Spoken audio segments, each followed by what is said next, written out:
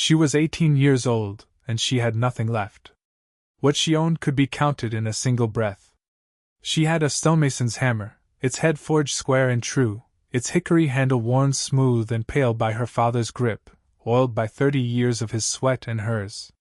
She had the clothes she stood in, a wool coat gone thin at the elbows, and a canvas roll that held a change of stockings, a tin cup, and a heel of bread. And she had $19, folded small and pressed flat against her ribs, every coin of it counted and recounted until the edges shone. That was the whole of her estate, the sum of her 18 years on this earth. With 3 of those dollars, she bought a thing that every sensible person in that country had already written off, a broken dam, abandoned to the frost and the fern, its sluice gates rotted, its stone face cracked and streaming, locked away in a hollow that men had stopped naming years before. They laughed when she paid for it. But what nobody knew, what she herself could not have imagined, was that sealed behind that ruined wall of dressed stone lay a secret nearly 30 years old, a secret that would unmake the man who had cast her out and build her a new life from the wreckage. Settle in. Pour yourself something warm, and let the fire burn low, because this is a long road and we will walk all of it together, from the cold beginning to the quiet end. And before we go, tell us where you are watching from tonight, what town, what country, what window with the dark pressing against it, for we like to know who joins us at the fire. If you value stories of quiet strength, stay and subscribe, so you do not lose the way back. Now let us tell you the story of Della Rourke. She was born in the milling town of Amberley, in a valley where the river ran green over smooth stones and the water wheels turned all day with a sound like slow breathing. Her father was Silas Rourke, a millwright and a stonemason, a big careful man with hands like carpenter's clamps, and there was no better builder of dams and races and grinding floors in all that country.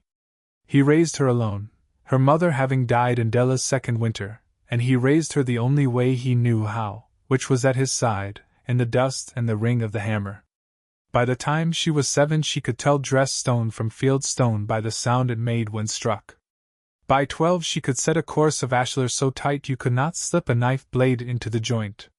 She learned mortar and lime, she learned the plumb and the level, she learned that water was not an enemy to be fought but a stubborn animal to be led, and she learned it all with his voice in her ear. He had a saying, the kind of saying a man repeats so often that it stops being words and becomes a part of the body. He would lay his hand flat on a block of granite, or on a length of oak beam, or once, memorably, on the shoulder of a shouting man who had come to argue over a bill, and he would say it slow. Everything has a grain, he told her. Stone has it, timber has it, iron has it, and men and women have it too, every last one of them. You find the grain first. You read which way it wants to run. And then you work with it, never against it, because the man who fights the grain breaks his tools and his back and gets nothing for the ruin. She heard it 1,000 times. She did not understand the whole of it until she was grown, and it was the only thing she had left of him. He gave her the hammer on her 16th birthday. It had been his father's before him, and his father's before that, and the handle had been replaced twice but always in hickory, always shaped to the hand, and he pressed it into her palm and folded her fingers around it, and did not make a speech, because he was not a man for speeches. This is yours now, he said. It has good work left in it. See that you do it. 2 years later, in the wet spring of her 18th year, a fever came up the valley with the thaw, and it took him in 9 days, and she buried him in the Amberley ground beside her mother, and she did not weep at the grave, because she had used up all her weeping in the sick room. She stood over the raw earth with the hammer wrapped in oilcloth under her arm, and she thought that the worst of it was surely behind her now. She was wrong. The worst of it wore a black coat and kept a ledger. His name was Ezra Coyle, and he was a man made entirely of paper and ink. He owned the bank in Amberley, and the land office, and the notes on half the mortgages in the valley, and he moved through the world without ever once raising his voice, because he had learned long ago that a quiet man with a ledger is more terrible than a loud man with a gun. Where Silas Rourke measured the world in plumb lines and grain, Coyle measured it in columns, in debits and credits, in the cold arithmetic of what was owed. He did not hate Della. Hatred would have been a kind of attention, and she was not worth his attention. She was a line item. She was an entry to be balanced and closed. There was a debt, he said. Her father had taken a note against the mill house in the yard 3 years before, to buy stone and iron for a job that had gone sour, and the interest had compounded in the quiet way that interest does. And now, with Silas in the ground and the account come due, the sum had swollen past anything the property could cover. Della had never heard of this note. She asked to see it. Coyle showed her a paper with her father's mark upon it, and figures beneath in a clerk's fine hand, and whether the mark was true or traced she could not say, for she was 18 and unlettered in the ways of banks, and there was no one left alive who could swear against it. The tally was the tally. The paper said what it said. There was no room for argument. The casting out, when it came without a raised hand and without a raised voice. It came as a document. A young clerk with ink on his fingers walked out from the land office on a bright cold morning and nailed a printed notice to the door of the mill house, and then he touched his hat to her, almost kindly, and walked away. The notice said that the property was forfeit, that she was to quit the premises within the week, that all fixtures and improvements passed to the holder of the note. It was very clean. It was very correct. It was signed in a hand so precise it might have been engraved. And that, she would understand later, was the whole cruelty of the thing, that a man could take a girl's home and her father's graveside and her name in the town, and do it with nothing louder than a nail and a printed line, so that there was no one to strike, no shout to answer, nothing but the small tapping of a hammer on a door that was no longer hers. She did not plead. She did not weep, not where any of them could see. She went inside the emptying house and she packed her few things into the canvas roll, the stockings, the cup, the bread, and last of all she wrapped the stonemason's hammer in its oilcloth and laid it in the center like a spine. She stood a moment in the room where her father had died. Then she shouldered the roll, and she walked out through the door with the notice on it, and she went down the lane and out of Amberley by the north road, and she did not look back. Not once. There are people who will tell you that looking back is a comfort. It is not. It is a hook, and she had already decided she would carry no hooks into her new life, whatever that life turned out to be. The road north climbed out of the green valley by slow degrees, and as it climbed the country changed, and the changing of it was like watching her own fortunes drawn out across the land. For the first day there were fences, and fat cattle, and orchards heavy with the promise of fruit, and whitewashed farmhouses with smoke standing straight from their chimneys. By the second day the fences had gone ragged and then had stopped altogether. The road narrowed to a track, and the track to a trace, and the fat land gave way to thin stony pasture where sheep might starve. She passed a schoolhouse with its roof fallen in and a well with its rope rotted through. By the third day she was in real wilderness, in a high broken country of black pine and gray granite, where the wind came down off the ridges with the smell of snow in it even in spring, and the only sounds were her own footfalls and the far complaint of a hawk. The managed world, the world of ledgers and orchards, fell away behind her, and she walked into the forgotten country the way a coin drops into deep water, turning slowly, going down. She was making for a place she had heard named only once, and that in her father's stories, told at the hearth on winter nights when she was small. Halvard, it was called, or Halvard's Mill, a town that had lived and died before she was born, high on the Sable River where the water dropped through a gorge fit to turn 100 wheels. Her father had worked there as a young man, had helped set the great stone dam that a man named Elias Frost had raised across the river to found the town. Frost had been a mason of the old school, her father said, a man who could read granite like scripture, and for a few bright years Halvard had thrived on his dam and his mills. Then something had happened, something her father spoke of only in fragments and always with a lowered voice, and the town had died, and the people had scattered, and the dam had been left to the ice and the years. Della had heard, from a teamster on the road, that the county was selling the old Halvard properties for the back taxes, $1 here and $2 there, to anyone fool enough to take them. She had nowhere else in the world to go. So she went there. The sale, when she found it, was held in the yard of a collapsing feed store in what had once been the town of Halvard and was now 4 standing walls and a great deal of weather.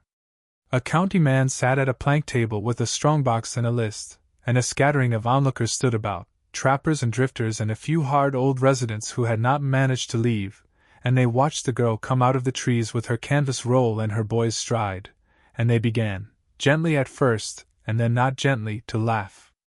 The county man read out the lots in a bored voice. A ruined smithy, no bids. A tannery, no bids. And then the old mill dam on the Sable, with its wheel pit, and its gatehouse and its rights of water, cracked, condemned, dangerous, going for whatever a body would pay to be shed of the county's liability. There was a silence, and some men grinned into their beards, and Della Rourke stepped up to the plank table and laid down $3 in silver. The laughter got loud then.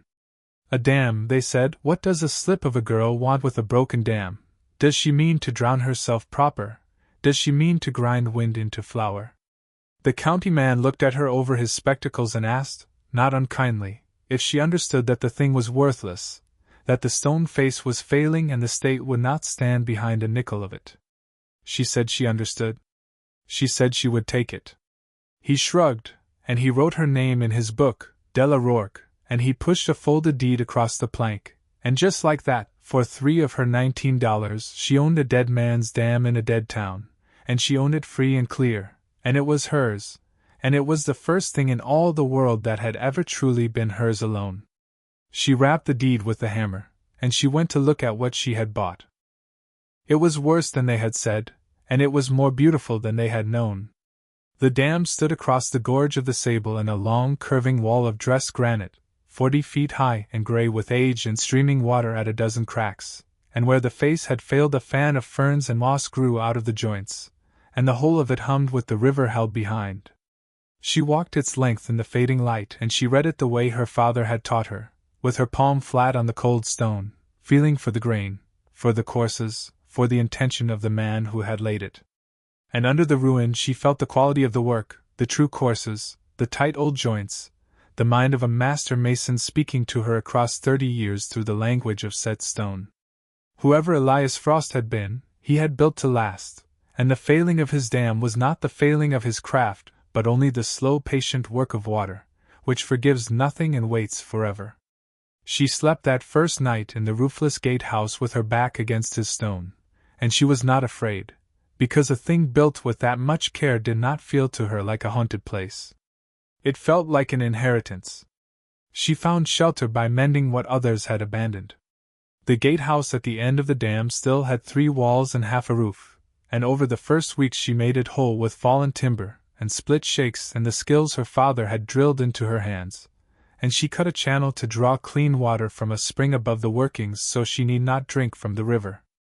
And it was the spring that brought her the old man, for he had been drinking from it for 20 years and thought of it as his, and he came down the slope one morning stiff and suspicious to find a girl had piped his water to a stranger's door. His name was Tobias Crane, and he was old past the counting of it, a retired quarryman and stonecutter who had worked the Halvard beds in his prime and had never managed, or never troubled, to leave when the town died. He lived alone in a dugout up the hollow with a lame dog and a memory like a deep well. They stood and eyed each other over the water for a long moment, the old man and the girl, and then she offered him the use of the spring and the loan of her strong back, and he offered her the thing she needed more than water, which was knowledge, and so a partnership was struck between them, born of plain necessity and grown, over the seasons, into something that neither of them had the words for and neither of them named. It was Tobias who told her about the wall. Not the great dam itself, but the inner wall, the strange one, the one that had no business being there. Deep in the base of the dam, where the old wheel pit ran back into the living rock, Elias Frost had built a chamber, a dry vaulted room set into the masonry, meant, folk had always supposed, to house the gate machinery and the great iron gears. But in the last year of his life, Tobias said, in the bad year when the town was dying and Frost had gone strange and silent, the old mason had walled that chamber shut with his own hands, coursed it over with dressed granite fitted so tight that in 30 years no man had found the seam, and no one living knew what lay behind it, and most had forgotten it was there at all. Frost had died that winter, alone, and taken the knowing of it into the ground. Della listened to all this in the firelight, and she felt the grain of the story running under her hand, and she knew The way you know a beam will hold before you ever put your weight on it, that she had not bought a dam. She had bought a locked room and everything a dying man had thought worth locking. To reach it she had first to make the dam safe, and to make it safe she had to drop the water, and dropping the water was a month of the hardest labor of her life. The main gate was rusted fast in its slot, its iron rack seized solid, and she and Tobias worked at it dawn to dark, soaking the mechanism in oil rendered from what tallow they could get, driving wedges, heating the frozen iron with charcoal fires banked against it, and then quenching it to crack the rust free. She skinned her knuckles to the bone. She learned the particular ache that lives in the shoulders after a day of swinging 'em all. And slowly, tooth by tooth, the old rack began to give, and one gray afternoon the gate shuttered up its slot for the first time in 3 decades and the Sable roared free through the sluice in a white column, and the level behind the dam began, hour by hour, to fall. It took 9 days for the pool to drain low enough. And when at last the wheel pit stood dry and dark and stinking of 30 years of drowned silence, she climbed down into it with a lantern and her father's hammer, and there at the back, streaked with rust stain and river slime, was the sealed wall, exactly as the old man had said, a face of granite fitted so close that she had to wet it and let it dry to find the ghost of the joint. Now the true work began, and it was the work she had been made for. She would not blast, and she would not batter, because Frost's stone was her stone now, and she would not shame the man's craft by breaking it.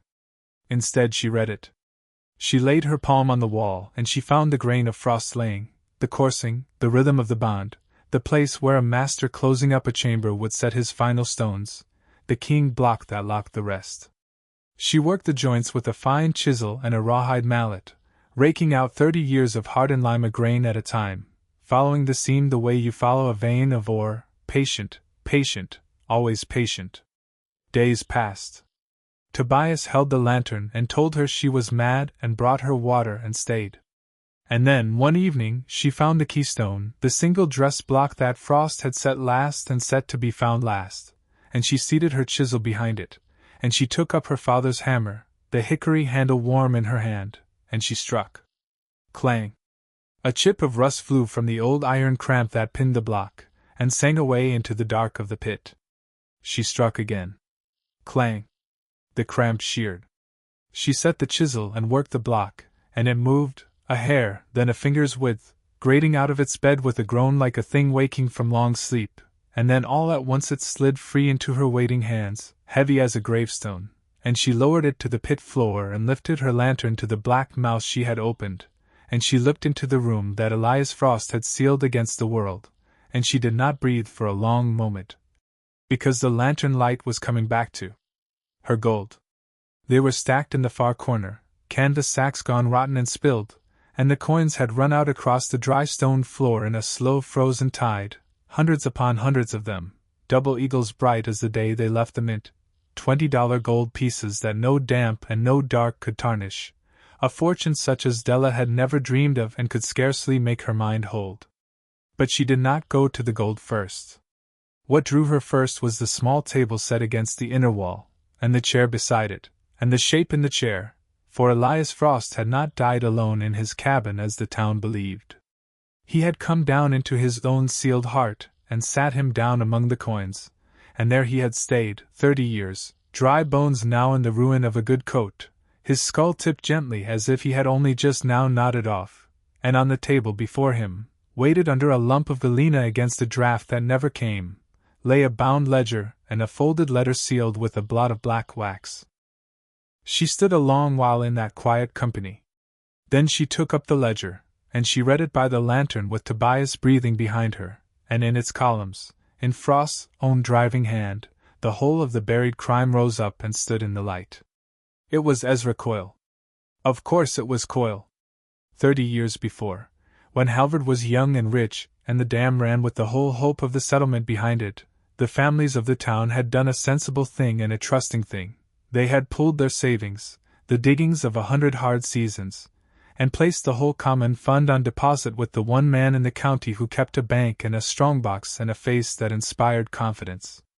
Ezra Coyle, then a young man with a new ledger and an old ambition. The ledger in Della's hands told the rest in Frost's furious figures. Coil had held their gold, and then Coil had moved against them, calling notes that were not truly due, foreclosing on a technicality no plain farmer could parse, engineering the ruin of the mills and the flight of the families. And when the town lay broken and empty, he had simply kept the common fund, every double eagle of it, and entered it nowhere, and let Halvard die so that no witness would remain to name what he had taken. It was the same cold trick, the same paper and ink, the same quiet arithmetic of theft that he had worked upon Della herself 30 years later. For a leopard does not change, he only finds new lambs. And Elias Frost, the old mason, the last honest man in a dying town, had somehow got the stolen fund back into his hands, whether by cunning or by a last act of the fleeing treasurer the ledger did not fully say, and rather than let Coil seize it a second time he had carried it down into the dam he loved and sealed it in the stone, meaning to bring the proof to law when the season turned. But the fever, or the cold, or the great weariness of a betrayed old man, had come for him first. So he had written his letter. And then he had sat down to wait, and the waiting had lasted 30 years, and now a girl of 18 with his own trade in her hands had come to end it. She broke the black wax and unfolded the letter, and she read it aloud, all of it, into the dark of the pit, because it seemed to her that a man who had waited 30 years to be heard deserved a living voice. To whoever opens this wall, Frost had written, I ask first your pardon for the trick of it, and second your patience, for I have a wrong to lay before you and no time left to lay it gently. The gold at my feet is not mine. It was never mine. It belongs to the people of Halvard, to the Aldous family and the Wrens and the Coopers and the widow Salt and all the rest whose names I have set down in the book beside this letter, honest people who trusted their savings to Ezra Coil and were robbed of them by paper while they slept. I have got it back into the light by means I will answer for before God if not before men, and I mean to carry it to the district court at the spring assize and see every dollar returned and Coil answer for the ruin he has made. If you are reading this, then I have failed, and the spring did not come for me, and I must ask a stranger to finish an old man's work. Do not keep this gold. It will rot your hands as it rotted his. Find the families. Read them the names. Pay back what was stolen, dollar for dollar, and take from them only their thanks and their mark upon a paper to show it was done. Do that, and you will have built something finer than any dam, and I will rest easy in the stone I loved. Work with the grain of it, whoever you are. Do not fight the water. Let it home. And there at the bottom, in a hand grown faint, Elias Frost had signed his name, and beneath it the date, and beneath that 4 last words, I did my part. Della Rourke sat down on the cold floor of the pit, among the gold and beside the bones, and for the first time since her father went into the ground she wept, and she was not ashamed of it, because these were not the tears of a girl who has lost but the tears of a woman who has been handed a purpose heavy enough to build a life upon. She could have done a great many things with that gold, and the world would have understood most of them. She could have gone down to Amberley and hired lawyers and buried Ezra Coil in his own weapon, in writs and suits and columns of accusation, and dragged him through the courts until his name was a byword. She could have sold the story to the newspapers, who would have paid well for the ruin of a banker and the vindication of an orphan girl. She could have taken the fortune, all of it, and simply gone, bought herself a fine house in a warm valley and never swung a hammer again as long as she lived, and who on this earth would have blamed her? She thought about all of it, sitting in the pit that first night, and by the grey of morning she had set every part of it aside. She would not go to the courts, which were Coil's country, made of the very paper he was made of. She would not go to the newspapers, which fed on ruin the way water feeds on stone. And she would not keep a dollar of it, for the dead man had told her plainly it would rot her hands, and she believed him. She would do the harder thing, the slower thing, the thing that was cut with the grain and not against it. She would give it back. It took her the better part of 2 years, and it was some of the finest work she ever did.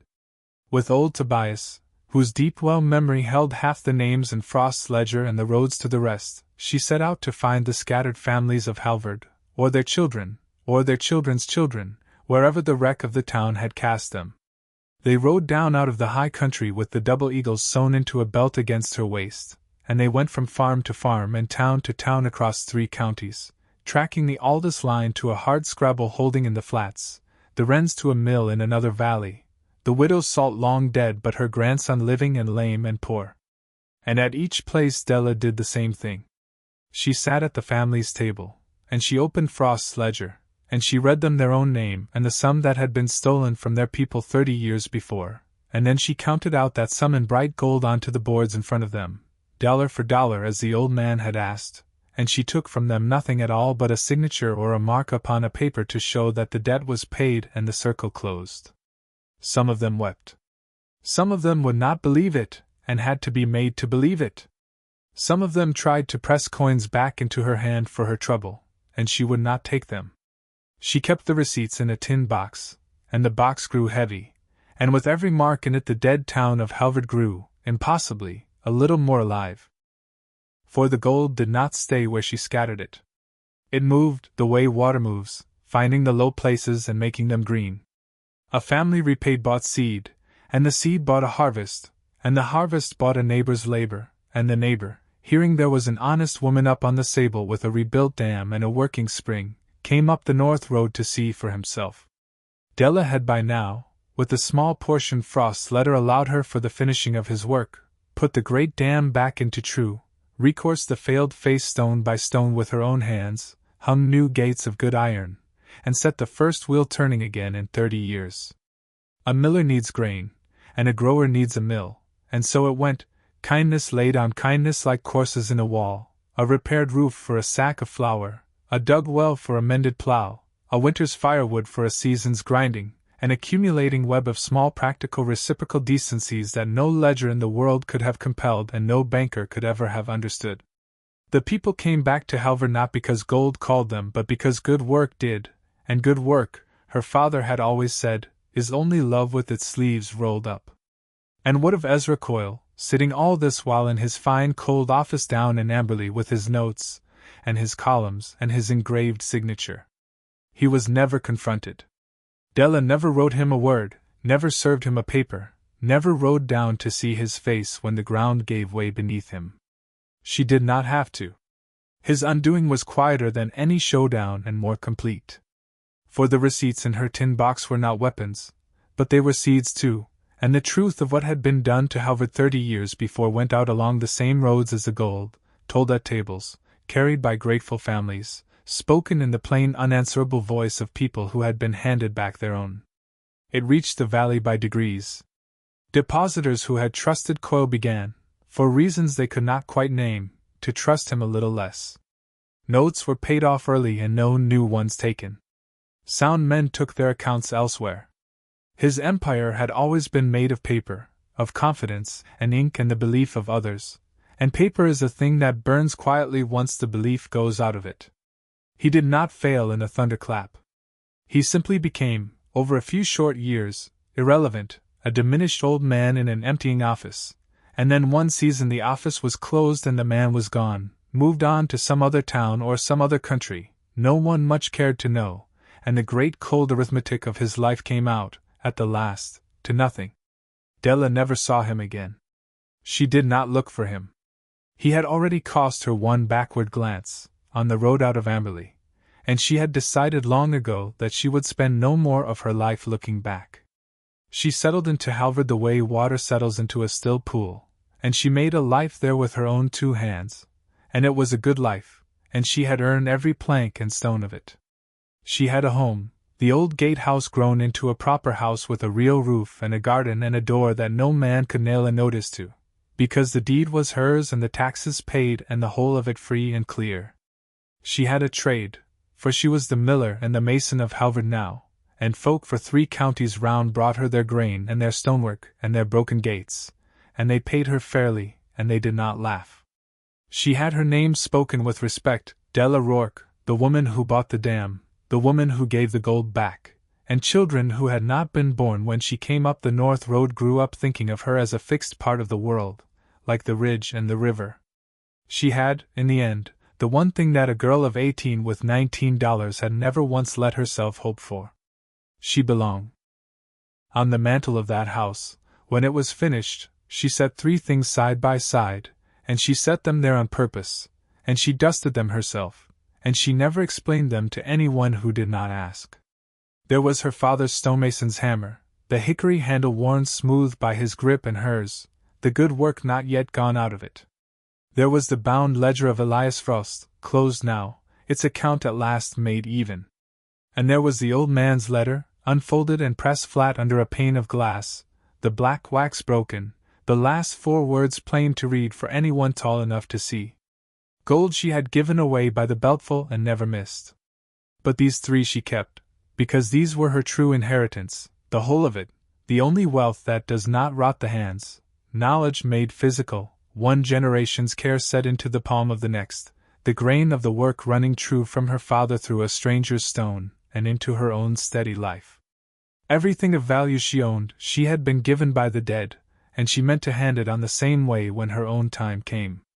She was 18 years old, and she had been cast out into the cold with $19 and a wrapped hammer, and no place in all the world to lay her head. She spent 3 of those dollars on a broken abandoned dam that every sensible soul had written off as junk, a dead thing in a dead town that the county could not give away. And it was the best $3 she ever spent, for it was not a dam she bought at all but a locked room and a dead man's trust and the whole shape of the woman she was going to become, and she paid it out in silver on a plank table while grown men laughed, and she never, from that day to the last day of her long good life, regretted a single coin. Thank you for sitting with us at the fire tonight, and for walking the whole of that road, from the nailed notice to the turning wheel. If Della's story moved you, share it with someone who values quiet strength over loud victory, someone who understands that the finest work is done slowly and with the grain, and follow along so you can find your way back to the next fire. And before you go, tell us this, and think on it honestly. What have you found value in that everyone else had written off? What broken or forgotten or laughed at thing did you take a chance on when no one else would? And what did you find locked behind its wall? Let us know in the comments. We read everyone. Until next time, stay close.